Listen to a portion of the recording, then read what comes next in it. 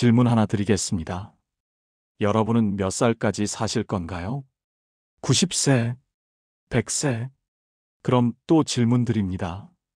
그 나이까지 행복하게 살 자신 있으신가요? 국민연금공단이 은퇴자 5,000명을 조사했습니다.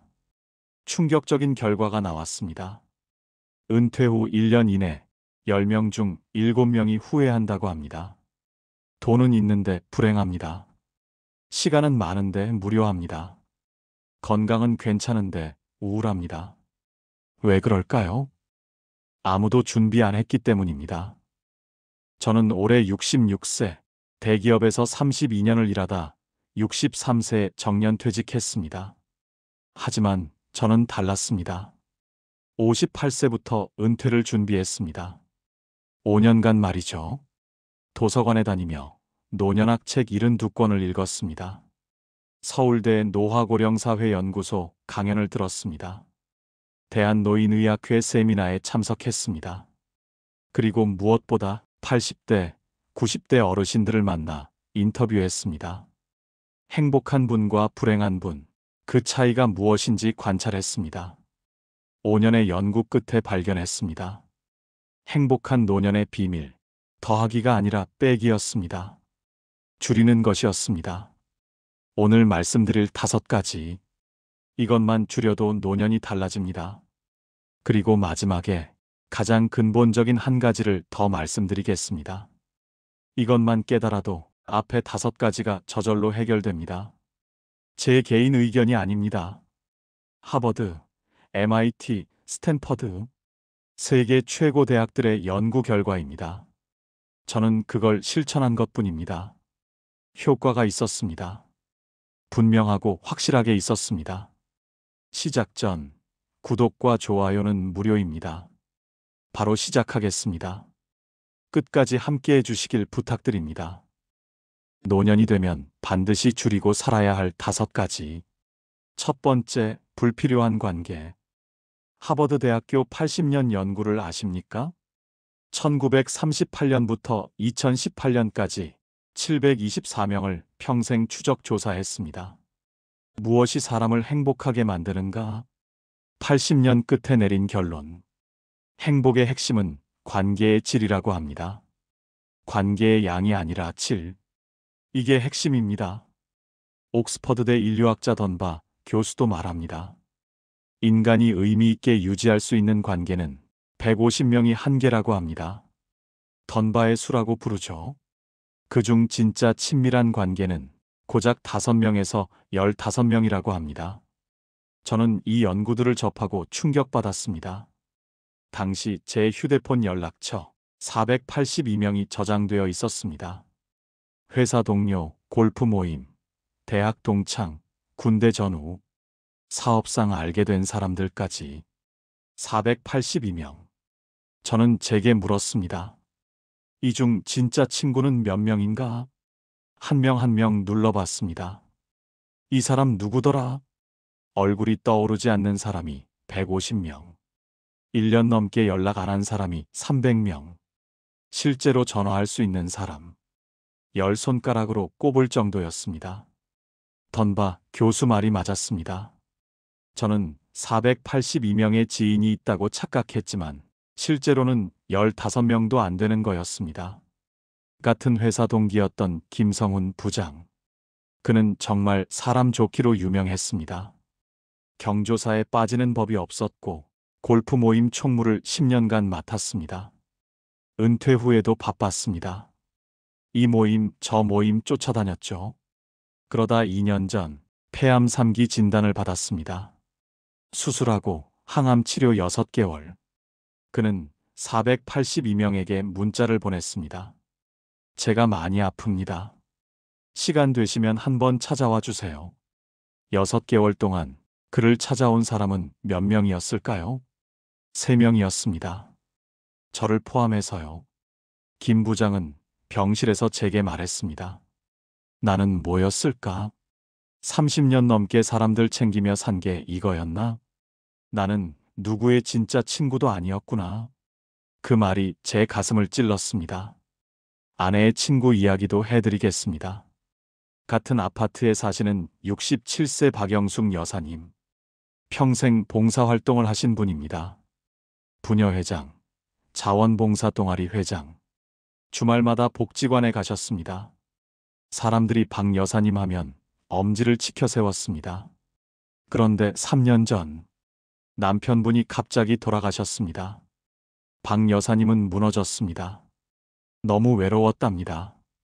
그때 깨달았다고 합니다. 30년간 봉사하며 만난 수백 명. 정작 남편 잃고 힘들 때 위로해준 사람은 단 2명이었다고. 나머지는 그저 아는 사람이었을 뿐. 진짜 친구가 아니었다고요. 캘리포니아 대학 심리학과 연구가 있습니다. 고독과 외로움의 차이를 분석했죠. 외로움은 사람이 그리운 겁니다. 하지만 고독은 나와 만나는 시간입니다. 행복한 노인들의 공통점은 고독을 두려워하지 않는다는 겁니다. 오히려 혼자만의 시간을 즐긴다고 합니다. 저는 결심했습니다. 연락처 정리를 시작했습니다. 1년간 연락 없었던 사람 200명 삭제, 만나면 피곤한 사람 정리, 돈 이야기만 하는 사람, 자랑만 하는 사람, 만날 때마다 에너지를 빼앗는 사람, 100명 정리, 진짜 친구 15명 선별, 힘들 때 전화할 수 있는 사람, 내 이야기를 들어주는 사람, 함께 있으면 편안한 사람. 이제 저는 그 15명에게 집중합니다. 한 달에 한 번씩 돌아가며 만나 진짜 깊은 대화를 나눕니다. 예전엔 100명을 얕게 만났다면 지금은 15명을 깊게 만나는 겁니다. 결과는 어땠을까요? MIT 행복학 연구가 정확했습니다. 사회적 관계망 크기와 행복도는 반비례한다는 연구 말이죠. 제 마음이 훨씬 편안해졌습니다. 관계가 의무가 아니라 기쁨이 됐습니다. 혼자 있는 시간도 두렵지 않게 됐습니다. 여러분께 권합니다. 핸드폰을 꺼내세요. 연락처를 보세요. 그중 진짜 친구는 몇 명입니까? 과감하게 정리하십시오. 1년 연락 없으면 삭제, 만나면 피곤한 사람 정리. 진짜 5명에서 15명만 남기세요. 그리고 그분들을 깊이 만나세요. 한 달에 한 번 진짜 대화를 나누세요. 안부 묻고 이야기 듣고 웃고 위로하세요. 이건 제 개인 의견이 아닙니다. 하버드 80년 연구의 결론입니다. 관계의 질이 행복을 결정합니다. 불필요한 관계를 줄이니 진짜 친구가 보였습니다. 두 번째, 끝없는 욕심. 스탠퍼드 대학 장수센터 보고서가 있습니다. 70세 이상 노인 3,000명 조사 결과 노년의 가장 큰 후회가 무엇인지 아십니까? 1위가 돈을 못 쓴 것이라고 합니다.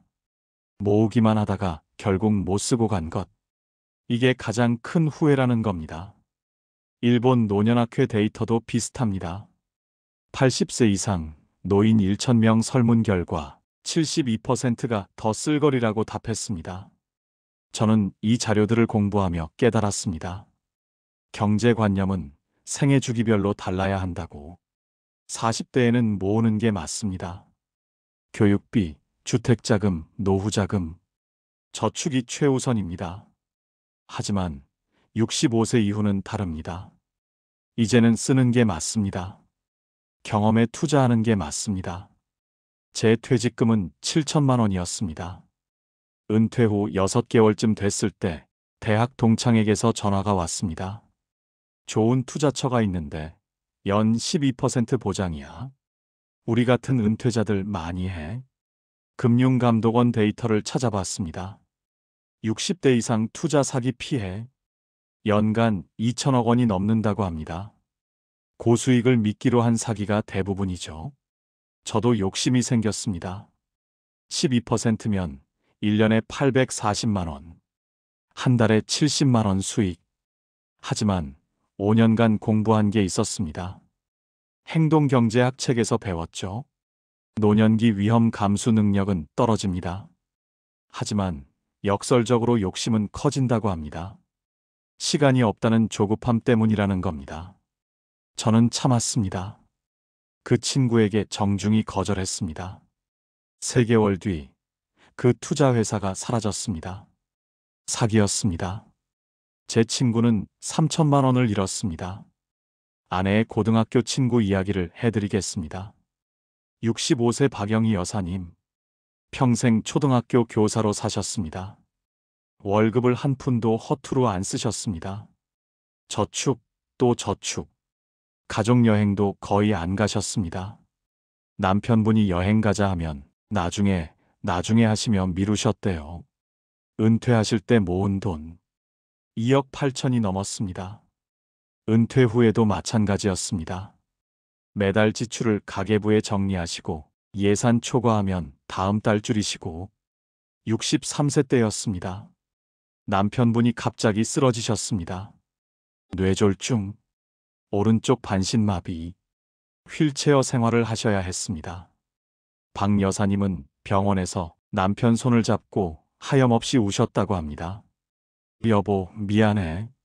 당신이 그렇게 제주도 가자 했는데, 유럽도 가자 했는데, 나는 나중에만 했잖아. 이제 당신은 비행기도 못 타는데, 우리가 모은 이 돈이 뭐가 중요해? 아내가 그 이야기를 전해주며 울었습니다. 우리도 그러면 안 된다고. 코넬 대학 경제심리학과 연구입니다. 돈의 한계 효용 체감 법칙. 통장 잔고 1억일 때와 2억일 때 행복도 차이는 미미하다고 합니다. 하지만 경험에 쓴 돈은 다릅니다. 여행, 취미, 배움, 인간관계. 이런 경험은 시간이 지날수록 추억이 되고 자산이 된다고 합니다. 저는 생각을 바꿨습니다. 돈은 도구다. 목적이 아니다. 행복해지려고 모으는 건데 행복하지 않으면 무슨 의미가 있나? 저축과 소비의 비율을 바꿨습니다. 40대 때는 저축 7, 소비 3이었습니다. 이제는 저축 3, 소비 7입니다. 3개월에 한 번 아내와 여행을 갑니다. 강릉, 경주, 전주, 부산. 비싸지 않아도 괜찮습니다. 1박 2일이면 충분합니다. 손주들 만날 때 용돈을 2배로 줍니다. 손주들 표정이 확 달라졌습니다. 백화점에서 아내가 원하는 옷을 삽니다. 당신 입고 싶은 거 입어. 그렇게 3년을 살았습니다. 통장 잔고는 좀 줄었습니다. 하지만 행복은 몇 배가 늘었습니다. 구체적으로 권합니다. 첫째, 투자 사기 조심하십시오. 연 10% 이상 수익률 광고. 무조건 의심하세요. 자녀와 상해 후 결정하세요. 둘째, 하고 싶은 거 미루지 마세요. 가고 싶은 여행 지금 가세요. 먹고 싶은 음식 지금 드세요. 나중은 없습니다. 셋째, 경험에 투자하세요. 물건보다 경험이 행복을 줍니다. 취미 수업 들으세요. 친구들과 시간 보내세요. 이건 제 개인 의견이 아닙니다. 스탠퍼드, 코넬, 하버드 연구 결과입니다. 욕심을 줄이니 여유가 생겼습니다. 세 번째, 잘못된 식습관. 한국영양학회 2023년 발표 자료입니다. 65세 이상 어르신 영양 섭취 실태. 전체 열량의 71.3%를 탄수화물로 섭취. 단백질 권장량 충족률은 58.2%. 비타민 D 결핍률은 76.5%. 충격적인 수치입니다. 일본 장수의학연구소 데이터도 비슷합니다. 100세 이상 장수 노인 300명 분석. 공통점이 있었습니다. 소식, 고단백, 다채소. 이 3가지였습니다. 저는 이 자료들을 정리하며 반성했습니다. 은퇴 후 제 식습관이 엉망이었으니까요. 작년 여름이었습니다. 아내가 큰딸 집에 일주일간 갔습니다. 손주를 봐주러요. 저는 집에 혼자 남았습니다. 첫날은 편의점 도시락, 둘째 날은 라면 2개, 셋째 날은 자장면 배달, 넷째 날은 또 라면. 밥 차리기가 너무 귀찮았습니다. 일주일 뒤 아내가 돌아왔을 때 저는 완전히 망가져 있었습니다. 얼굴이 퉁퉁 붓고 소화가 안 되고 기운이 하나도 없었습니다. 아내가 깜짝 놀랐습니다. 당신 일주일 만에 왜 이래? 서울대병원 가정의학과 연구입니다. 혼자 사는 노인들의 영양 상태 분석 결과 배우자와 함께 사는 노인보다 영양 불균형이 3.2배 높다고 합니다. 특히 남성 노인의 영양 불균형이 심각하다고 합니다. 요리를 못하니까요. 회사 최 선배 이야기입니다. 올해로 70이십니다. 평생 음식을 좋아하셨습니다. 맛있는 거 드시는 게 유일한 낙이셨죠. 은퇴 후에는 더 심해지셨습니다. 하루 세 끼를 푸짐하게. 아침은 국밥, 점심은 백반, 저녁은 찌개에 밥 2공기. 배불리 드셨습니다. 과식이 습관이 되신 거죠. 67세 때 당뇨 진단. 혈당이 220에 혈압도 165. 의사가 약을 처방했습니다. 혈압약 5종, 당뇨약 3종, 콜레스테롤약 2종. 하루에 먹는 약이 한 움큼. 최 선배님은 한탄하셨습니다. 약 먹느라 밥을 못 먹겠어. 밥보다 약이 더 많아. 젊었을 때 좀 절제할 걸. 미국 터프츠 대학 영양학과 연구입니다. 70세 이상 노인 근육량 감소 연구 결과 단백질 부족이 주원인이라고 합니다. 근육 감소는 단순히 힘이 약해지는 게 아닙니다. 당뇨, 심혈관 질환 위험이 높아집니다. 낙상 위험도 3배 증가합니다. 저는 식습관을 완전히 바꿨습니다. 첫째, 소식입니다. 무조건 양을 줄이기보다는 조금씩 자주 먹는 겁니다. 하루 4끼를 먹습니다. 아침 7시, 간식 10시, 점심 1시, 저녁 6시. 대신 한 끼 양을 절반으로 줄였습니다. 일본 오키나와 장수촌 원칙. 배의 80%만 채운다는 하라하치부. 이걸 실천하는 겁니다. 둘째, 단백질을 챙깁니다. 대한노인의학회 단백질 권장량은 하루에 체중 1kg당 1.2g입니다. 제가 70kg이니 84g이 필요합니다. 계란 2개, 두부 반모, 생선 한 토막. 이렇게 먹으면 됩니다. 아침에는 계란 2개 필수, 점심에는 두부나 닭가슴살, 저녁에는 생선이나 소고기, 단백질을 매 끼 먹습니다. 셋째, 색깔 있는 채소를 먹습니다. 하버드 보건대학원 연구 결과 하루 5가지 색의 채소를 권장합니다. 빨강 토마토, 노랑 파프리카, 초록 브로콜리, 보라가지, 흰색 양배추, 샐러드로 만들어 먹습니다. 넷째, 영양제는 최소한으로. 인터넷 광고 믿지 않습니다. 의사가 권한 것만 먹습니다. 비타민 D, 오메가3, 종합 비타민. 이 3가지만 먹습니다. 자연식품이 가장 좋다고 모든 연구가 말합니다. 이렇게 6개월을 살았습니다. 건강검진 수치가 놀라웠습니다. 혈압이 140에서 125로, 혈당이 115에서 95로, 콜레스테롤이 240에서 190으로. 의사 선생님이 물으셨습니다. 혹시 다른 약을 드시나요? 아니요. 식습관을 바꿨습니다. 선생님이 고개를 끄덕이셨습니다. 그게 정답입니다. 약보다 식습관이 더 중요합니다. 구체적으로 권합니다. 오늘부터 실천하십시오. 첫째, 혼자여도 제대로 차려 드세요. 편의점 도시락 그만하세요. 간단해도 좋습니다. 밥, 계란, 김치, 나물. 이것만으로도 충분합니다. 둘째, 단백질 체크하세요. 매 끼마다 손바닥만 한 단백질. 계란, 두부, 생선, 고기 중 하나는 꼭 드세요. 셋째, 과식하지 마세요. 배부를 때 멈추지 마세요. 배의 80%에서 멈추세요. 이건 제 개인 의견이 아닙니다.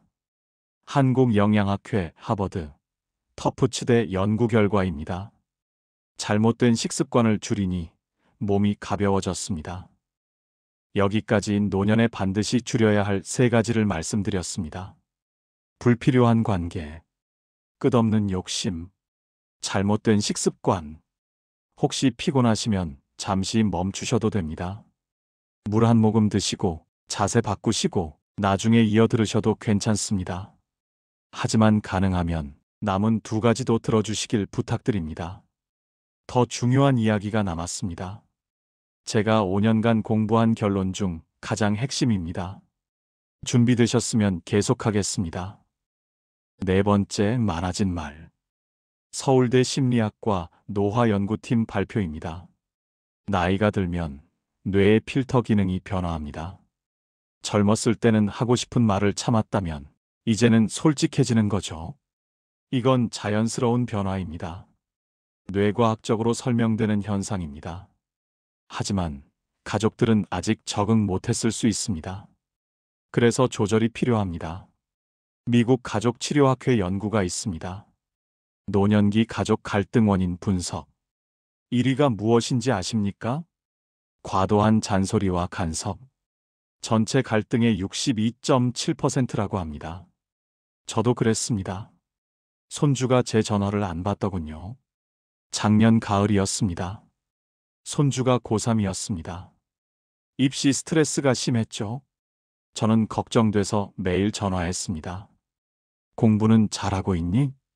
게임은 그만하고 책 좀 봐라. 할아버지 때는 말이야. 새벽까지 공부해서 서울대 갔단다. 요즘 애들은 너무 놀아. 제 나름대로는 격려였습니다. 사랑의 표현이었습니다. 하지만 어느 날부터 전화를 안 받더군요. 문자로만 답장이 왔습니다. 할아버지, 바빠요. 나중에 전화할게요. 며칠이 지나도 전화가 없었습니다. 며느리에게 물어봤습니다. 얘가 요즘 왜 이러니? 며느리가 난처한 표정으로 말했습니다. 아버님, 솔직히 말씀드려도 될까요? 애가 아버님 전화가 부담스럽대요. 매번 공부 이야기, 잔소리만 하신다고. 그 순간 머리를 망치로 맞은 것 같았습니다. UCLA 심리학과 연구입니다. 노년기 의사소통, 패턴 분석. 나이가 들수록 이런 특징이 나타납니다. 조언이 많아집니다. 경험 과시가 늘어납니다. 경청이 줄어듭니다. 왜 그럴까요? 고독감의 반작용이라고 합니다. 말을 해야 존재감을 느끼기 때문이라는 겁니다. 아내의 이혼 이야기도 해드리겠습니다. 같은 층에 사시는 68세 최경희 여사님. 평생 교육자로 사셨습니다. 말씀을 정말 잘하십니다. 하지만 문제가 있었습니다. 엘리베이터에서 만나면 30분씩 붙잡고 이야기하셨습니다. 요즘 젊은 엄마들은 버릇이 없어요. 아이들 교육을 어떻게 하는지. 우리 때는 말이에요. 이런 식으로요. 처음엔 다들 공손히 들었습니다. 하지만 반복되니 피곤해졌습니다. 이제는 엘리베이터에서 최 여사님 보면 계단으로 가는 사람도 있다고 합니다. 본인만 모르십니다. 왜 사람들이 피하는지. 컬럼비아대 노년심리학과 연구입니다. 경청의 효과를 측정했습니다. 경청을 잘하는 노인과 말이 많은 노인을 비교했습니다. 결과가 놀라웠습니다. 경청을 잘하는 노인이 가족 만족도 3.2배 높았습니다. 사회적 고립도는 절반이었습니다. 우울증 발생률도 낮았습니다. 저는 입을 닫기로 했습니다. 대신 귀를 열기로 했습니다. 손주에게 전화했습니다. 할아버지가 미안하다. 너한테 스트레스 줬구나. 이제 잔소리 안 할게. 대신 내 이야기 듣고 싶어. 요즘 학교 생활은 어떠니? 손주가 처음엔 의아해하더니 조금씩 이야기하기 시작했습니다. 저는 중간에 끊지 않고 들었습니다. 조언하고 싶어도 참았습니다. 그냥 들어주기만 했습니다. 그랬더니 신기한 일이 일어났습니다. 손주가 먼저 전화하기 시작했습니다. 할아버지, 저 오늘 이런 일이 있었어요. 할아버지는 제 말 들어주셔서 좋아요. 구체적으로 실천법을 말씀드립니다. 첫째, 잔소리를 격려로 바꾸십시오. 이것 좀 해라 대신 잘하고 있네. 공부해라 대신 너라면 할 수 있어. 말의 형태만 바꿔도 효과가 있습니다. 둘째, 반복하지 마십시오. 같은 이야기 또 하고 싶을 때 3초 멈추고 생각하세요. 이거 전에 말했나? 핸드폰 메모장에 이야기한 내용 적으세요. 셋째, 푸념을 감사로 바꾸십시오. 요즘 세상 왜 이래 대신 우리 때보다 편해졌네. 긍정 문장으로 바꿔 말하세요. 넷째, 고집을 유연함으로 바꾸십시오. 내가 오라 대신 내 말도 일리가 있네. 일주일에 한 번은 의식적으로 상대 의견에 동의해 보세요. 이 네 가지 핸드폰 메모장에 적으십시오. 매일 아침 한 번씩 읽으십시오. 이건 제 개인 의견이 아닙니다. 서울대, UCLA, 컬럼비아대 연구입니다. 말을 줄이니 관계가 편해졌습니다. 드디어 마지막 1순위입니다. 5년간 공부한 결론. 가장 중요한 것. 5번째, 앉아있는 시간입니다. 미국 국립보건원 20년 추적 연구입니다. 60세 이상 7만 명을 조사했습니다. 하루 앉아있는 시간과 사망률의 관계. 결과가 충격적이었습니다. 하루 11시간 이상 앉아있는 사람은 5시간 미만 앉아있는 사람보다 사망 위험이 40% 높았습니다. 40%입니다. 앉아있는 시간이 수명을 결정합니다. 일본 도쿄대학 노화의학연구소 데이터. 100세 이상 장수 노인 300명 분석 결과. 공통점이 있었습니다. 하루 평균 6시간 이상 움직인다는 것. 걷거나 서 있거나 집안일 하거나 어떤 형태든 움직였습니다. 저는 이 연구들을 보며 소름이 돋았습니다. 은퇴 후 제 하루를 돌아봤으니까요. 부끄럽지만 고백하겠습니다. 오전 10시 기상. 소파에 앉아 TV로 아침 뉴스, 신문 보기 1시간. 유튜브 보다가 점심, 낮잠 2시간. 다시 소파에서 TV. 저녁 먹고 또 TV. 계산해보니 하루 12시간을 앉아 있었습니다. 건강검진 날이었습니다. 주치의가 심각한 표정으로 말했습니다. 선생님, 작년보다 근육량이 많이 줄었습니다. 체지방은 늘었고요. 지금 시작하지 않으면 10년 뒤 후회하십니다. 계단 오르기 힘들어지고 손주 안아주기 힘들어집니다. 마크 로젠버그 박사 연구팀 데이터. 앉아있는 시간을 하루 30분만 줄여도 혈압이 평균 8mm가 감소한다는 내용. 이건 혈압약 한 알의 효과와 비슷합니다. 선생님이 말씀하셨습니다. 굳이 운동하지 않아도 됩니다. 그냥 덜 앉아 계시면 됩니다. 서 있거나 걷거나 집안일 하시거나 어떻게든 움직이기만 하면 됩니다. 지금 시작하면 됩니다. 90세에도 산책하시는 분들 많습니다. 같은 아파트 정만수 어르신.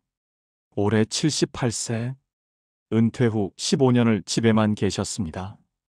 밖에 나가면 피곤하다고, 집이 제일 편하다고, 소파와 침대에서 사셨습니다. 75세 때 심장에 문제가 생겼습니다. 병원 입원. 옆 병상에 90세 할아버지가 계셨는데 정 어르신보다 건강해 보이는 겁니다. 정 어르신이 물어봤습니다.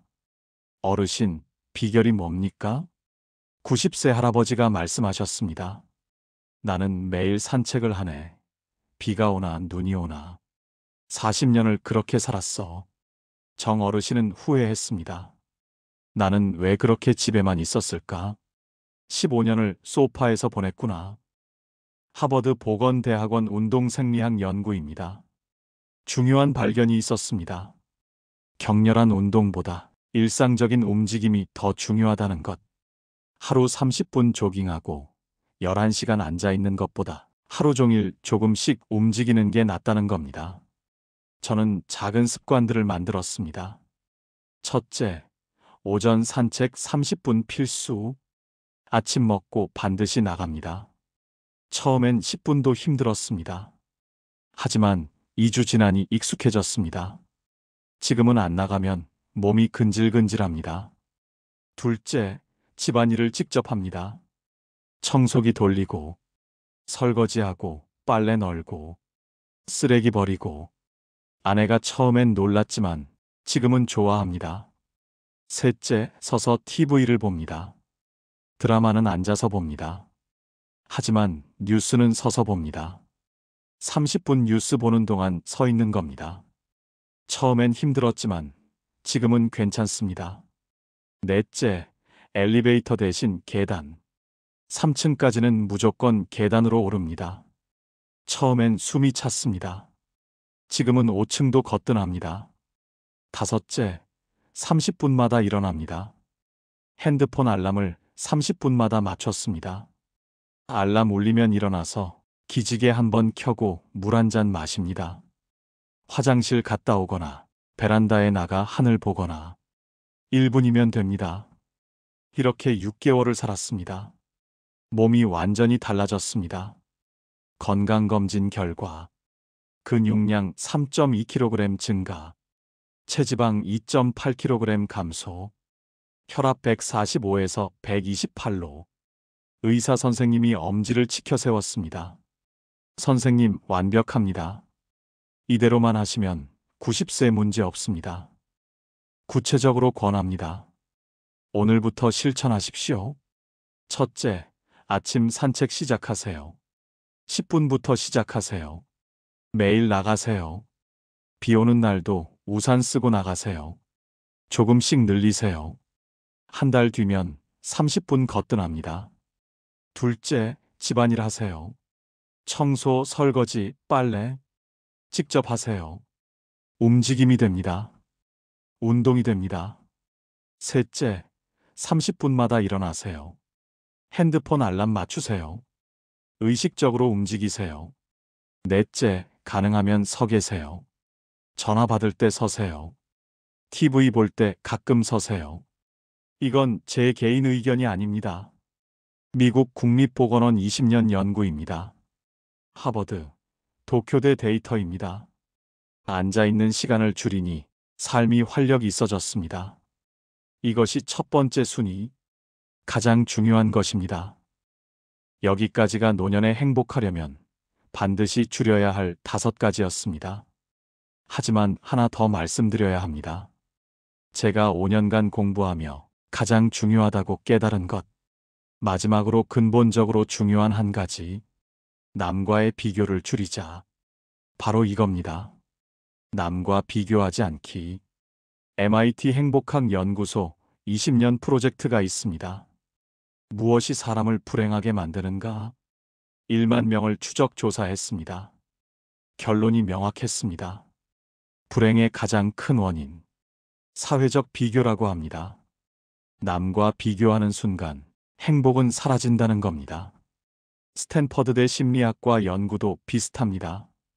상대적 박탈감이 절대적 빈곤보다 더 큰 불행을 만든다고 합니다. 연봉 5천만 원 받는 사람, 1억 받는 사람과 비교하면 불행합니다. 하지만 3천만 원 받는 사람과 비교하면 행복합니다. 똑같은 5천만 원인데 누구와 비교하느냐에 따라 행복도가 완전히 달라지는 겁니다. 우리 세대는 평생을 비교하며 살았습니다. 누가 더 좋은 대학 갔나? 누가 더 좋은 회사 들어갔나? 누가 더 빨리 승진했나? 누가 집을 더 크게 샀나? 누구 자식이 더 성공했나? 항상 위를 봤습니다. 나보다 잘 사는 사람만 보였습니다. 은퇴해도 마찬가지입니다. 작년 겨울이었습니다. 대학 동창회가 있었습니다. 30명쯤 모였는데 한 친구가 자랑을 했습니다. 나 이번에 주식으로 5천만 원 벌었어.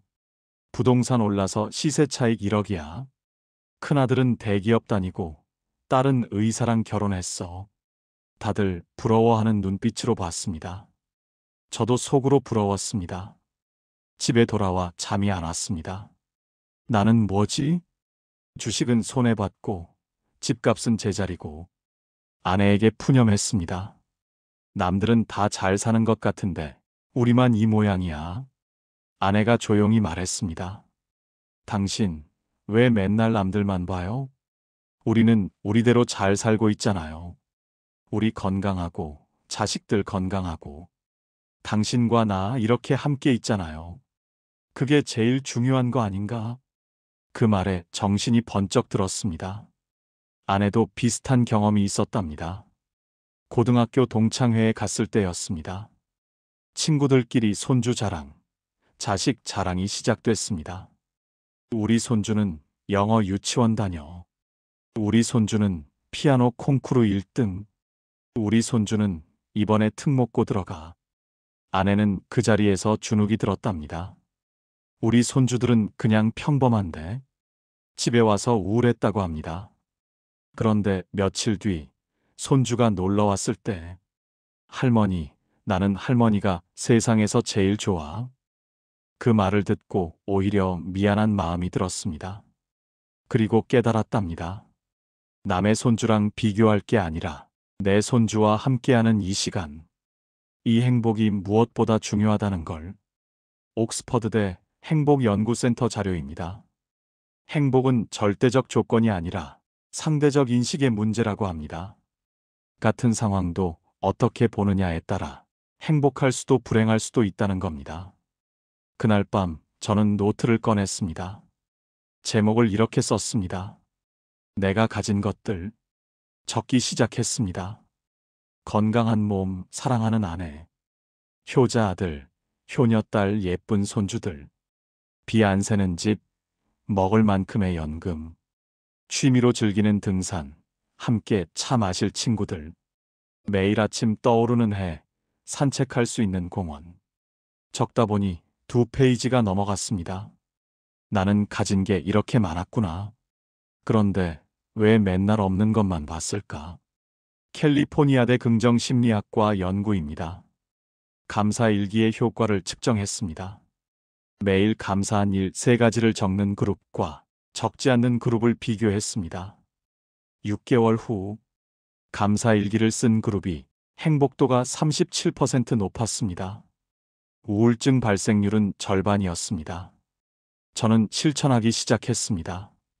매일 밤 잠들기 전 오늘 감사한 일 3가지를 생각합니다. 노트에 적습니다. 오늘 아침 맛있게 먹었다. 오늘 산책하며 날씨가 좋았다.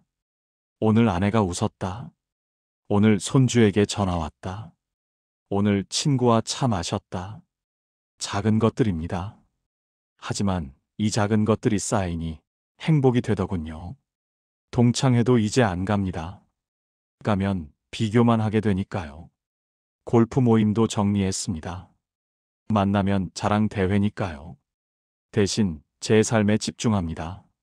남이 뭘 하든, 남이 얼마를 벌든, 남의 자식이 뭘 하든, 이제는 제게 중요하지 않습니다. 저는 저대로 잘 살고 있으니까요. 구체적으로 권합니다. 첫째, 감사일기를 쓰십시오. 매일 밤 3가지만 적으세요. 아주 작은 것도 괜찮습니다. 오늘 날씨가 좋았다. 이것만으로도 충분합니다. 둘째, SNS를 줄이십시오. 밴드, 페이스북, 인스타그램. 남들 잘 사는 것만 보입니다. 비교의 온상입니다. 셋째, 자랑 모임을 피하십시오. 만나면 비교만 하는 모임. 손자 자랑, 재산 자랑, 자식 자랑. 그런 모임 정리하세요. 그리고 너무 위만 보지 마세요. 아직도 전쟁과 빈곤, 기아에 허덕이는 사람들. 그분들을 생각하면 지금 주어진 것들이 얼마나 감사한 일인지, 얼마나 과분한 것들인지 깨닫게 됩니다. 긴 이야기였습니다. 끝까지 들어주셔서 감사합니다. 오늘 제가 말씀드린 이야기 다시 정리하겠습니다. 첫 번째, 불필요한 관계를 줄이니 진짜 친구가 보였습니다. 두 번째, 끝없는 욕심을 줄이니 지금이 행복했습니다. 세 번째, 잘못된 식습관을 줄이니 몸이 가벼워졌습니다. 네 번째, 많아진 말을 줄이니 가족과 더 가까워졌습니다. 다섯 번째, 앉아있는 시간을 줄이니 삶이 활력이 있어졌습니다. 그리고 가장 중요한 것, 남과의 비교를 줄이니 마음이 평화로워졌습니다. 은퇴 전부터 5년간 공부했습니다. 은퇴 후 3년간 실천했습니다. 총 8년의 여정이었습니다. 지금 제가 자신 있게 말씀드립니다. 이 방법들은 효과가 있습니다. 제 개인 의견이 아닙니다. 하버드, MIT, 스탠퍼드, 옥스퍼드, 도쿄대, 서울대, 세계 최고 석학들의 연구 결과입니다. 수십 년간 수만 명을 추적 조사한 과학적으로 검증된 방법입니다. 저는 그걸 실천한 것뿐입니다. 여러분도 할 수 있습니다. 하나씩만 해보십시오. 오늘부터 시작하십시오. 어렵지 않습니다. 아주 작게 시작하면 됩니다. 아침 산책 10분부터 시작하세요. 현관문만 나가세요. 그것만으로도 시작입니다. 작은 것부터 시작하면 됩니다. 한 달만 해도 여러분은 달라져 있을 겁니다. 1년 뒤는 완전히 다른 사람이 될 겁니다. 줄인다는 것은 포기가 아닙니다. 채우기 위한 비우기입니다. 덜어냄으로써 얻는 자유입니다. 집착을 내려놓으니 진짜 소중한 것이 보였습니다. 65세, 우리에게 늦지 않았습니다. 아니, 오늘이 우리 인생에서 가장 젊은 날입니다. 앞으로 30년이 남았습니다. 그 30년을 어떻게 살 것인가? 그것은 오늘 우리의 선택에 달려 있습니다. 저는 이렇게 살기로 했습니다. 여러분도 함께 하시길 바랍니다. 오늘 이야기가 도움되셨다면 3가지 부탁드립니다. 첫째, 댓글 남겨주세요. 저는 이것부터 실천하겠습니다. 한 줄이면 됩니다. 둘째, 주변 분들과 공유해주세요. 링크 하나면 됩니다. 은퇴를 앞둔 분, 은퇴하신 분께 보내주십시오. 셋째, 구독과 좋아요 눌러주세요. 더 깊은 이야기로 찾아오겠습니다. 5년 뒤, 우리 다시 서로에게 물어봅시다. 그때 그 이야기 도움되셨나요? 저는 자신 있게 대답할 수 있습니다. 네, 제 인생이 바뀌었습니다. 여러분도 그러시길 진심으로 바랍니다. 나이 들매 품격. 우리 함께 만들어 갑시다. 건강하십시오. 행복하십시오. 이상으로 나이 들매 품격이었습니다. 황금빛으로 물들어가는 여러분들의 건강하고 행복한 인생 이막을 응원합니다. 끝까지 시청해 주셔서 감사합니다.